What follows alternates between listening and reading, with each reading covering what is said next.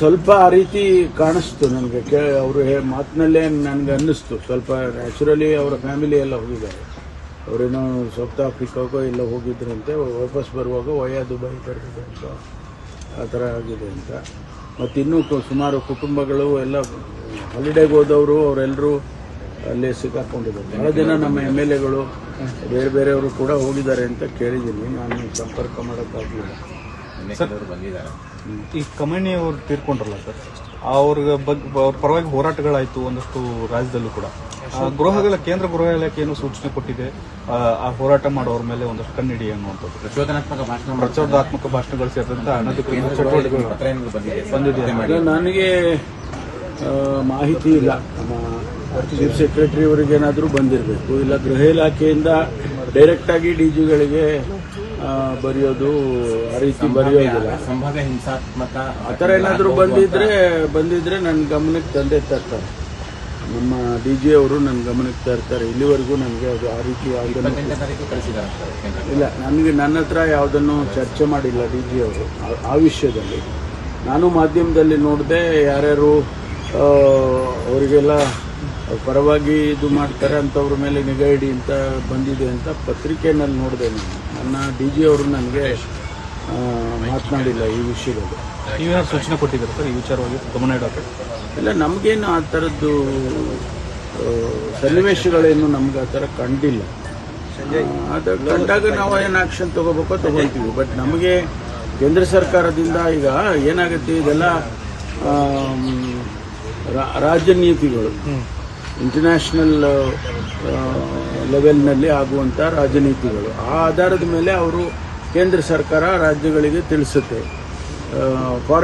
Foreign policy ಏನಿರುತ್ತೆ, ಒಂದೊಂದು ಸರ್ಕಾರಕ್ಕೆ ಒಂದೊಂದು ಫಾರಿನ್ ಪಾಲಿಸಿ ಇರುತ್ತೆ. ಕಾಂಗ್ರೆಸ್ ಸರ್ಕಾರ ಇದ್ದಾಗ ಒಂದು ಫಾರಿನ್ ಪಾಲಿಸಿ ಅಂತ ಇತ್ತು. ಈಗ ಭಾರತೀಯ ಜನತಾ ಪಾರ್ಟಿ ಅವ್ರದ್ದೇ ಒಂದು ಫಾರಿನ್ ಪಾಲಿಸಿ ಇರುತ್ತೆ. ಆ ಹಿನ್ನೆಲೆಯಲ್ಲಿ ನಮಗೇನು ತಿಳಿಸ್ತಾರೋ ರಾಜ್ಯ ಸರ್ಕಾರಗಳು ಅದನ್ನು ಪಾಲಿಸ್ತಾರೆ. ಮೊನ್ನೆ ಖಮೇನಿ ಸಾವು ಖಂಡಿಸಿ ಪ್ರತಿಭಟನೆ ಮಾಡಬೇಕು.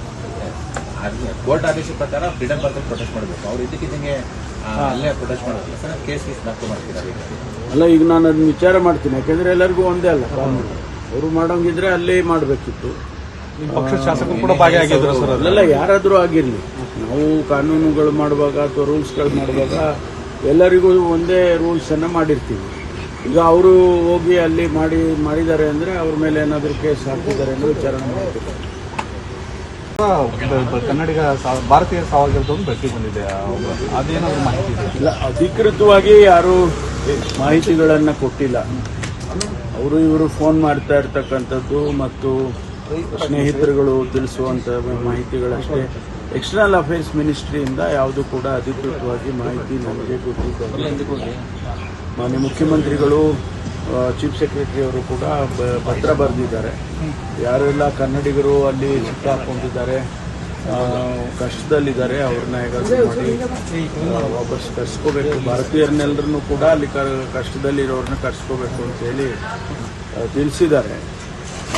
ಅದರಲ್ಲಿ ವಿಶೇಷವಾಗಿ ನಮ್ಮ ರಾಜ್ಯದಿಂದ ಮುಖ್ಯಮಂತ್ರಿಗಳು ಮತ್ತು ಚೀಫ್ ಸೆಕ್ರೆಟರಿ ಅವರು ಕೂಡ ಪತ್ರ ಬರೆದಿದ್ದಾರೆ. ಎಂಥ ರೆಸ್ಪಾನ್ಸ್ ಬಂದಿದೆ ಅನ್ನೋದನ್ನ ತಿಳ್ಕೊಳ್ತೇನೆ. ಸುಮಾರು ಜನ ಅಲ್ಲಿ ಸಿಕ್ಕಾಕೊಂಡಿದ್ದಾರೆ. ಅವರು ಯಾವ್ಯಾವ ಸ್ಥಿತಿಯಲ್ಲಿದ್ದಾರೆ ಅನ್ನೋದು ನಮಗೆ ಅಧಿಕೃತವಾಗಿ ಏನು ಗೊತ್ತಿಲ್ಲ. ಸ್ನೇಹಿತರುಗಳು ಫೋನ್ ಮಾಡೋದು. ಈಗ ನಾನು ಭೋಜೇಗೌಡರಿಗೆ ಫೋನ್ ಮಾಡಿದ್ದೆ. ಭೋಜೇಗೌಡರು ಇಲ್ಲ ಹಿಂಗಾಗ್ಬಿಟ್ಟಿದೆ, ನಮ್ಮ ಪಕ್ಕದಲ್ಲಿ ನಮ್ಮ ಸ್ವಲ್ಪ ದೂರದಲ್ಲೇ ಮಿಸೈಲ್ ಬಿದ್ದು ಬ್ಲಾಸ್ಟ್ ಆಯಿತು, ಕಷ್ಟದಲ್ಲಿದ್ವಿ, ನಮ್ಮನ್ನೆಲ್ಲ ಕರ್ಕೊಂಡೋಗಿ ಬಂಕರ್ನಲ್ಲಿ ಇಟ್ಟಿದ್ರು, ಆನಂತರ ಮೇಲೆ ಕರ್ಕೊಂಡು ಬಂದರು ಅಂತ ಅವ್ರು ಮಾತಾಡಿದ್ರು. ಹಾಗೆ ಬೇರೆ ಬೇರೆ ಸ್ನೇಹಿತರುಗಳು ಕೂಡ ಎಲ್ಲ ಇದು ಮಾಡಿದ್ದಾರೆ. ನಮ್ಮ ದುಬೈನಲ್ಲಿ ರೊನಾಲ್ಡ್ ಕೊಲಾಸೋ ಅಂತ ನಮ್ಮ ರಾಜ್ಯದವರು ಇದ್ದಾರೆ. ಅವರು ಭಾಳ ಜನರಿಗೆ ಫೋನ್ ನಂಬರ್ಗಳು ಕೊಟ್ಟು ಅವರಿಗೆಲ್ಲ ಕಾಂಟ್ಯಾಕ್ಟ್ ಮಾಡಿ, ಏನಾದರೂ ನಿಮಗೆ ಸಹಾಯದ ಅಗತ್ಯ ಇದ್ದರೆ ಕಾಂಟ್ಯಾಕ್ಟ್ ಮಾಡಿ ಅಂತೇಳಿ ಫೋನ್ ನಂಬರ್ಸ್ ಎಲ್ಲ ಕೊಟ್ಟಿದ್ದಾರೆ. ಹಾಗಾಗಿ ನಾನು ಕೂಡ ಅವರಿಗೆ ಪ್ರಯತ್ನ ಮಾಡಿದೆ, ಕನೆಕ್ಟ್ ಆಗಲಿಲ್ಲ. ಫೋನ್ಗಳು ಸಿಗೋದು ಭಾಳ ಕಷ್ಟ ಆಗಿದೆ. ಯಾಕೆಂದರೆ